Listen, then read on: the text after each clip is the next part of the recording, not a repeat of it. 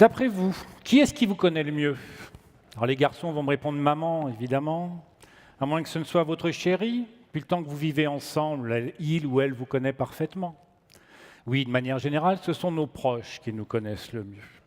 Pourtant, une étude récente a montré qu'il suffit de connaître 250 likes sur Facebook. 250 likes, c'est quand même pas beaucoup. Pour qu'un algorithme soit plus fiable que vos proches dans l'évaluation de votre personnalité.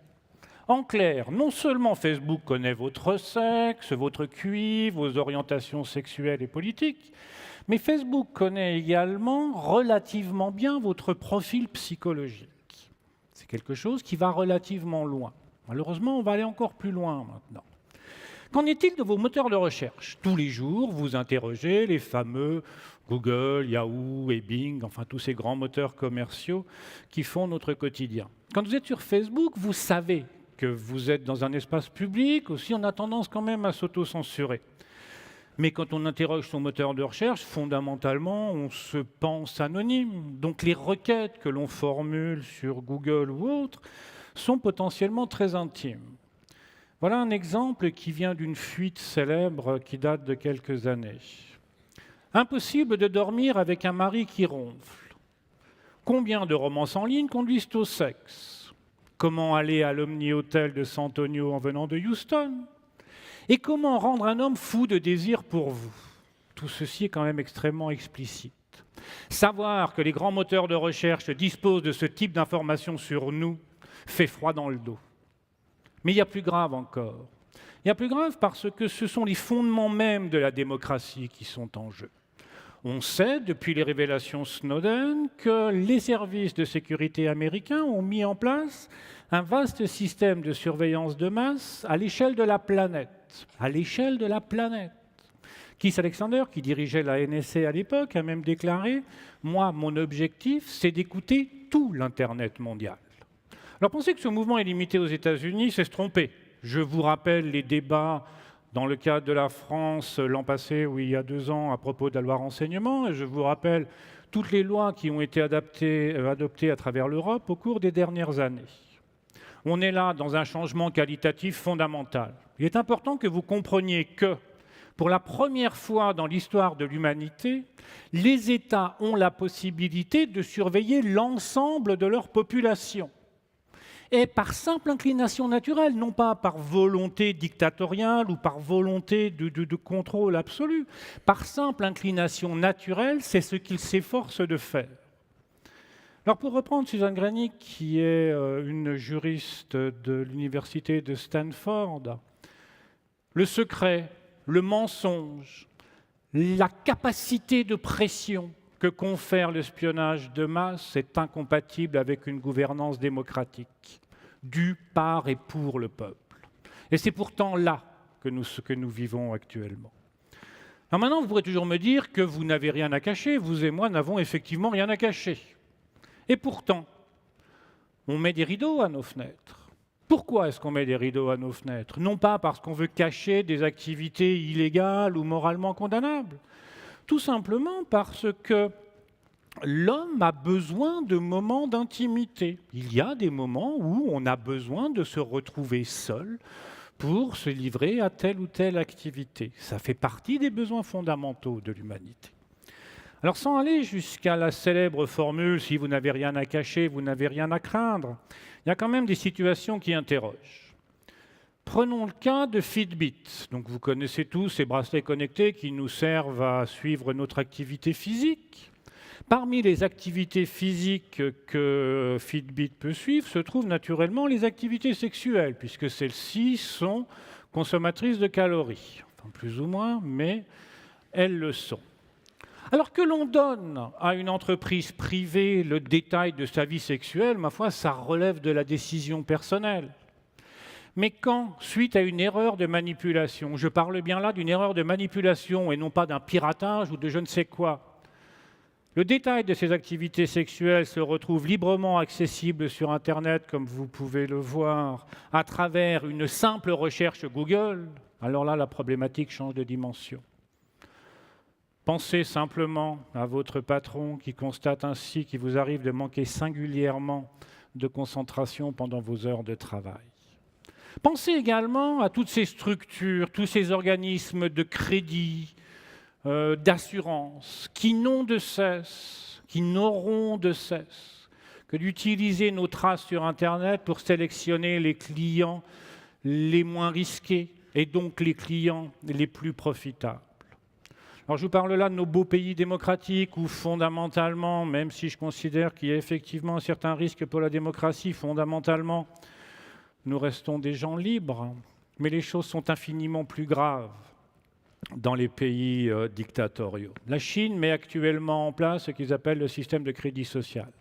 Le système de crédit social, c'est un système qui vous attribue ou qui vous retire des points en fonction de votre activité, en fonction de votre comportement. Et c'est un système qui est très largement basé sur les activités sur Internet. Si vous vous comportez conformément aux souhaits du parti, puisque fondamentalement c'est bien de ça dont il s'agit, vous gagnez des points. Donc vous aurez des avantages dans les magasins, dans les transports, vous aurez même une certaine priorité dans les hôpitaux. Inversement, si vous vous comportez de manière déviante, vous allez perdre des points. Vous allez être puni. Un journaliste critique, l'IUU, se retrouve actuellement dans l'incapacité d'exercer sa profession parce qu'il a perdu la totalité de ses accès à ses réseaux sociaux et il a d'énormes difficultés à se déplacer. Les choses peuvent aller plus loin encore, puisqu'il s'agit là d'une question de vie ou de mort. D'innombrables activistes sur Internet ont été emprisonnés ou sont encore emprisonnés. Voire certains, comme dans le cas de Bassel Kartabil, ont été exécutés. Bassel Kartabil a été exécuté en 2015 par le régime syrien. Comment lutter contre ces abus ? Comment lutter contre la pression normative qu'impose la surveillance de masse? Comment lutter contre ce phénomène bien connu qui fait que quand on est surveillé, quand on se sait surveiller, on va avoir tendance même inconsciemment à modifier son comportement de manière à agir conformément à ce que l'on pense des surveillants? Comment préserver la liberté d'expression sur Internet et la liberté d'information? Comment retrouver un Internet libre? Alors, la réponse va vous surprendre parce que le Darknet est surtout connu comme un espace interlope où se déroulent des choses absolument innommables.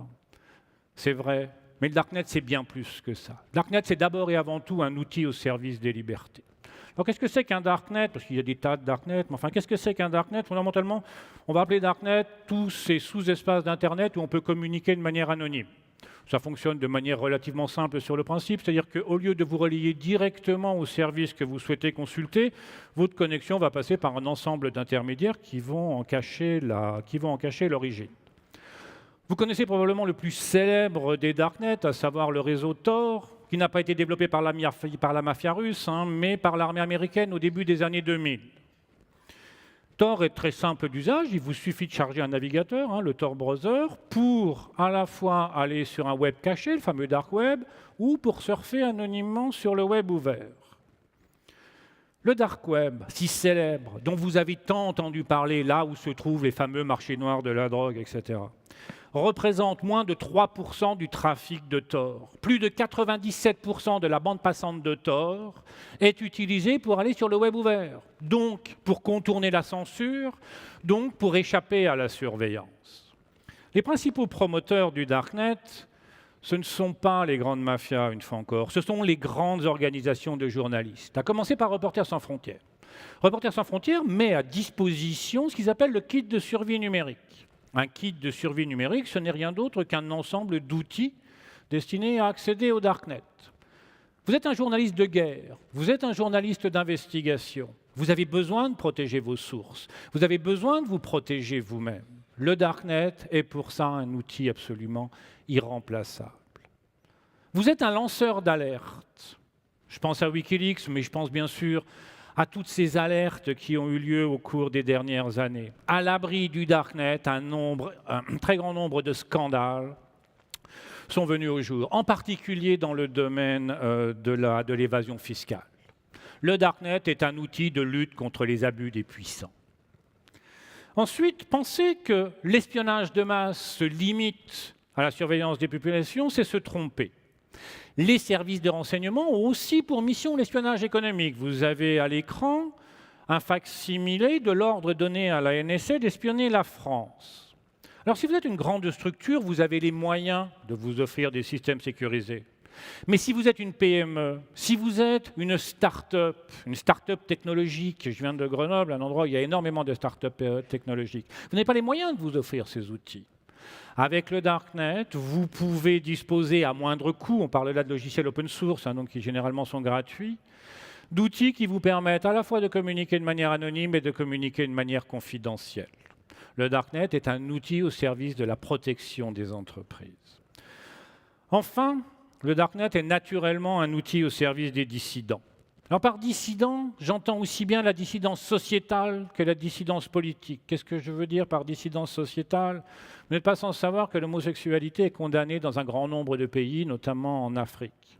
Les communautés homosexuelles africaines utilisent le Darknet pour exister en tant que communauté, pour s'organiser, pour communiquer, et ceci à l'abri de la surveillance. Et le Darknet est naturellement un outil au service des dissidents politiques, puisque c'est un outil qui leur permet de se cacher de la surveillance. Quand il travaillait sur la société de contrôle en cours d'émergence, cette société qui va se substituer à la société disciplinaire dans laquelle nous vivons encore, Deleuze, à la suite de Foucault, de Burroughs et d'autres, a notamment déclaré: face aux formes prochaines de contrôle incessant en milieu ouvert, il se peut que le plus dur enfermement nous paraisse appartenir à un passé délicieux et bienveillant. L'important, ce sera peut-être de créer des vacuoles de non-communication, des interrupteurs pour échapper au contrôle. Le Darknet, c'est précisément l'une de ces vacuoles, l'un de ces interrupteurs. Alors face à cette société de contrôle, qu'engendre la généralisation d'Internet, face à cette maison de verre au sein de laquelle on cherche à nous forcer à vivre, Darknet est un outil fondamental de préservation de nos libertés d'aujourd'hui, mais plus encore de nos libertés de demain. En ce sens, ce n'est pas Darknet qu'il devrait s'appeler, mais bien Freenet. Je vous remercie.